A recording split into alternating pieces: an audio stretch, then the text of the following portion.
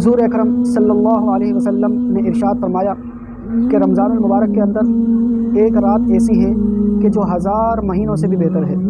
جو کہ 1000 مہینوں سے بھی افضل ہے۔ اس رات میں جو شخص عبادت کرے گا، اللہ کو یاد کرے گا، گویا کہ وہ 1000 مہینوں سے زیادہ عبادت کرنے کا ثواب اپنے اعمال نامے میں لکھوائے گا۔ حضرت عائشہ رضی اللہ تعالی عنہا ارشاد فرماتی ہیں کہ آپ صلی اللہ علیہ وسلم نے ہمیشہ رمضان المبارک کے آخری 10 دنوں میں اعتکاف فرمایا۔ اسی طرح عبداللہ بن عباس رضی اللہ تعالی عنہما ارشاد فرماتے ہیں کہ آپ صلی اللہ علیہ وسلم نے ہمیشہ رمضان المبارک کے آخری 10 دنوں میں اعتکاف فرمایا، اور اعتکاف کرنے کی اصل وجہ رمضان المبارک کے اندر لیلۃ القدر کی تلاش ہے، تاکہ لیلۃ القدر کو پا سکیں۔ وہ لیلۃ القدر آپ صلی اللہ علیہ وسلم نے ارشاد فرمایا کہ رمضان المبارک کے آخری 10 دنوں کی طاق راتوں میں تلاش کرو، یعنی 21ویں شب کو، 23ویں شب کو، اور اسی طرح 25ویں شب کو، 27ویں شب کو۔